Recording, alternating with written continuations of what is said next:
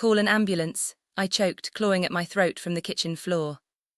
My brother looked down at me and said, "Don't call an ambulance, I'm not paying for that." I'm Rhody. I was 29, barely able to breathe, collapsing in my brother Marcus's apartment while my vision started going black. My hands were shaking so hard I couldn't even unlock my phone properly. And Marcus, he just stood there arguing about money. Not panicking. Not helping. Arguing. I could hear him packing above me while I gasped for air, muttering about bills and another disaster. Then he noticed I'd accidentally started recording on my phone.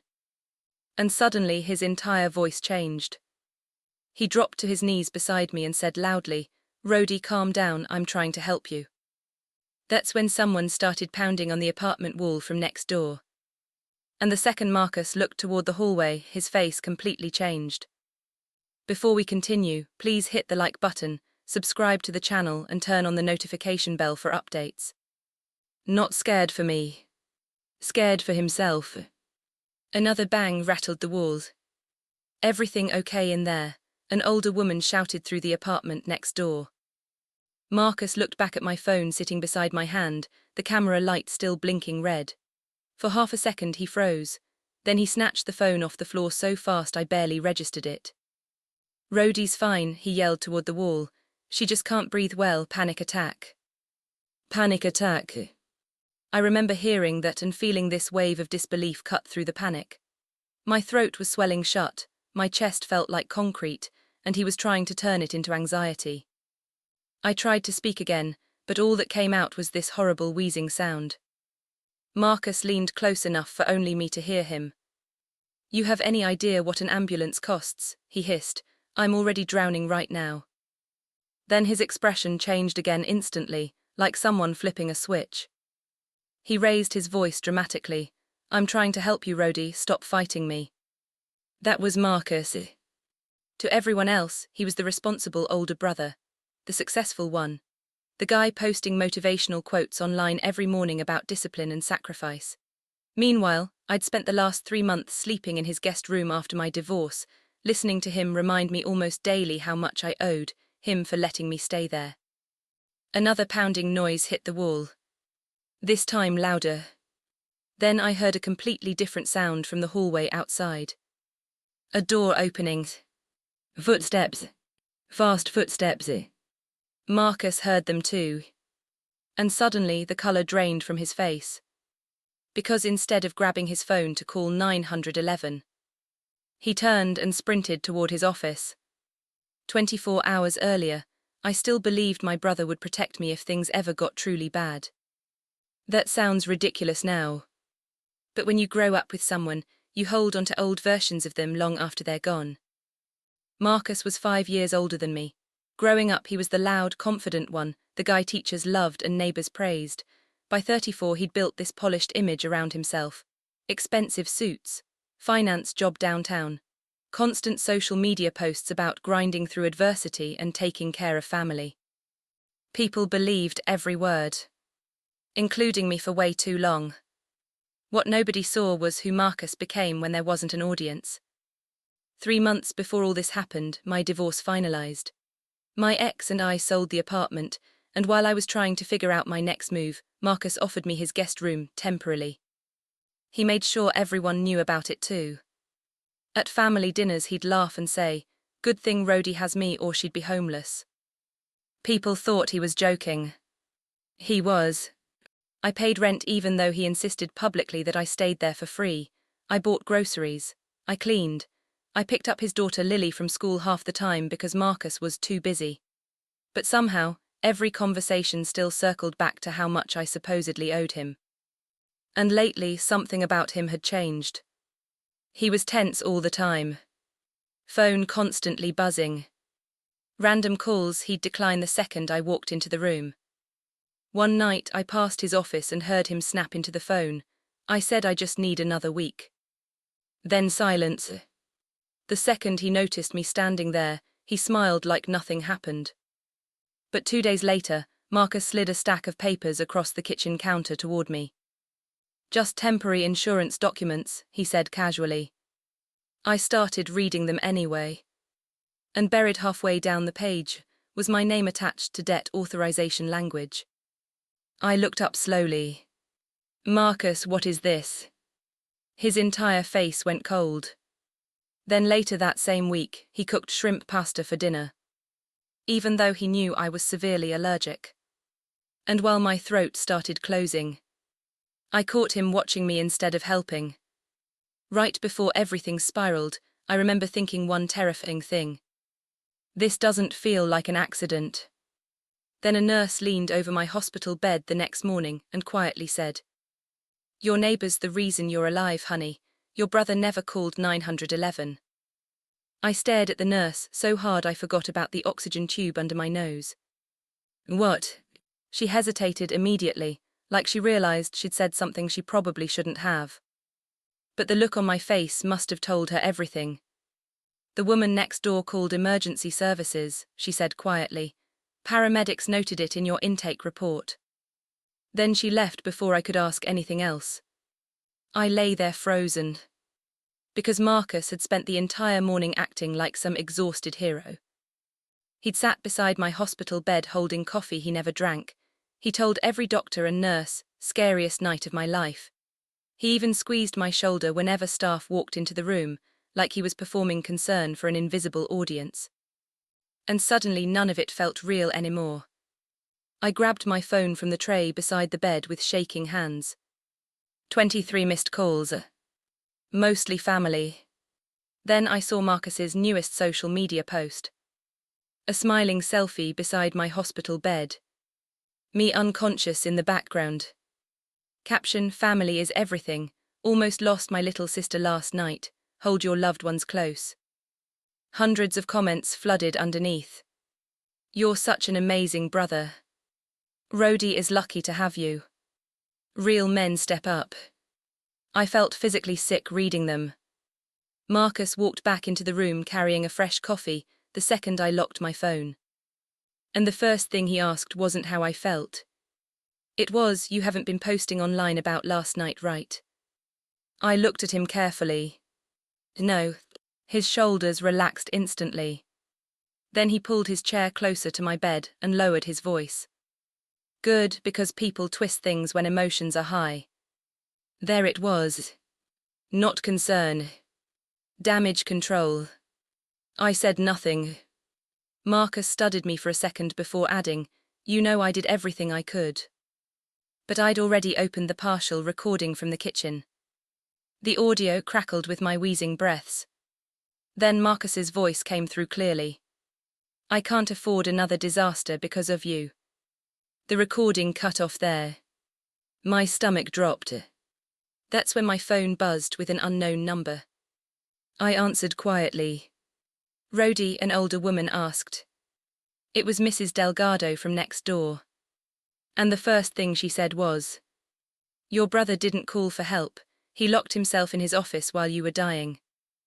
I checked myself out of the hospital 3 hours later, against medical advice.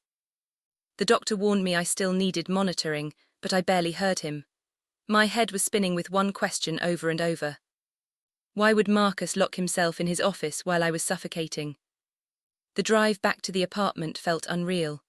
My throat still burned every time I swallowed, and my hands wouldn't stop trembling on the steering wheel. Marcus was at work. At least that's what his latest post claimed. Back to the grind, he'd written beside a picture of his office building like the previous night never happened. I unlocked the apartment quietly and walked straight toward his office. The room smelled like coffee and printer ink. 2 monitors glowed on the desk beside stacks of unopened mail. Marcus had always acted weirdly secretive about this room, even before my divorce. Now I understood why. Years ago, when he was starting his finance business, I helped organize some of his accounts and passwords. Marcus reused everything. Same birthday combinations, same security answers. It took me less than 5 minutes to get into his laptop backup.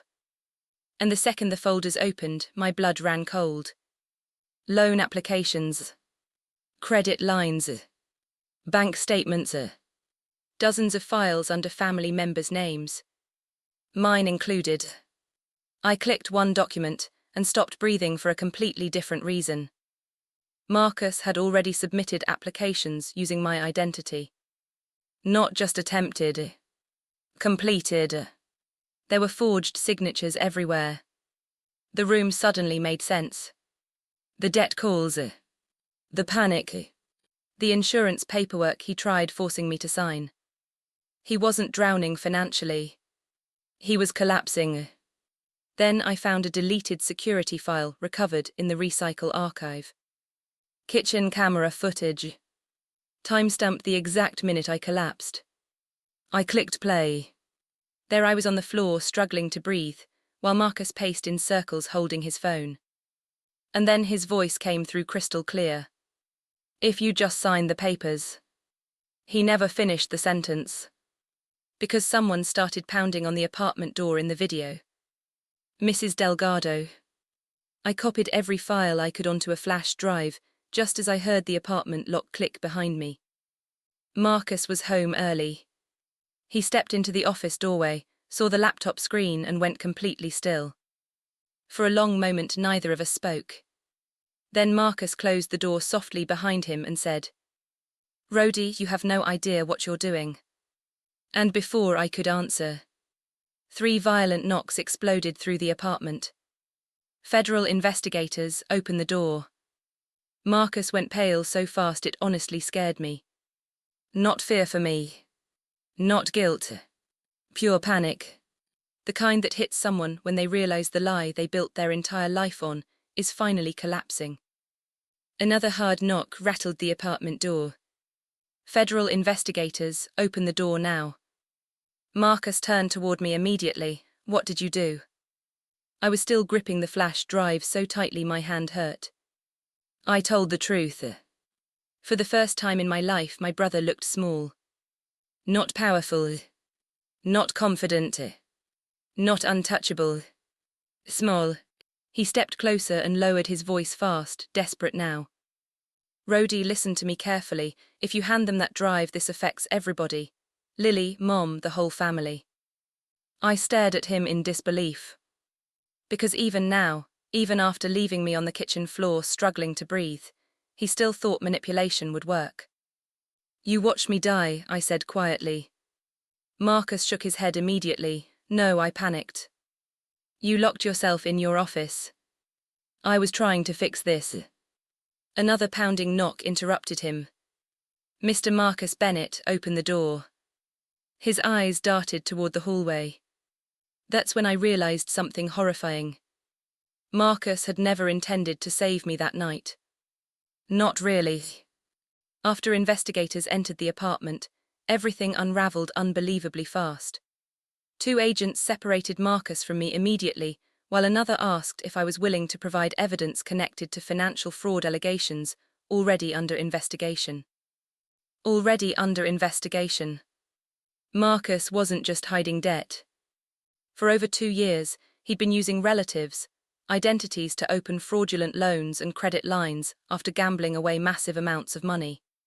Investigators had been tracking irregular financial activity connected to his firm for months. And my refusal to sign those insurance documents had cornered him. That was the real reason he panicked when I collapsed. An ambulance meant reports, questions, insurance records, possible exposure. While I was suffocating on the kitchen floor, Marcus had locked himself in his office deleting files before paramedics arrived. Mrs. Delgado's 911 call timeline proved it. So did the hallway security footage. And my phone recording revealed the final sentence that got cut off the first time. Investigators recovered the damaged audio themselves. Marcus's voice came through clearly. Maybe then you'll finally stop ruining my life. I'll never forget hearing that sentence. Not because it shocked me.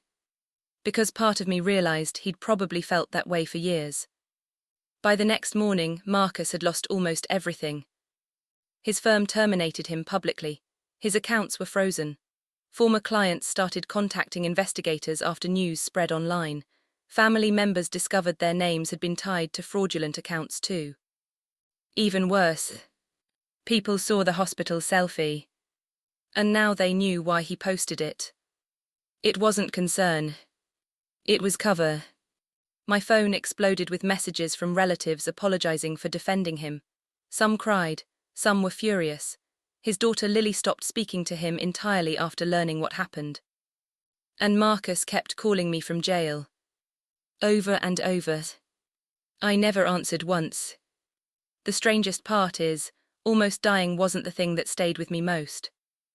It was lying on that kitchen floor, realizing my own brother looked at me like I was a financial inconvenience instead of a human being. A few weeks later, I moved into a small apartment across town. Nothing fancy, just quiet, safe. Mrs. Delgado came by my place one afternoon carrying grocery bags and said, "Next time I cook for you. We're checking every ingredient twice." For the first time in weeks, I laughed. A real laugh. And that night, sitting alone in my new apartment, I finally deleted Marcus's number permanently. Because the night I almost died, I thought my brother abandoned me. But the truth was worse. He destroyed himself trying to save everything except me.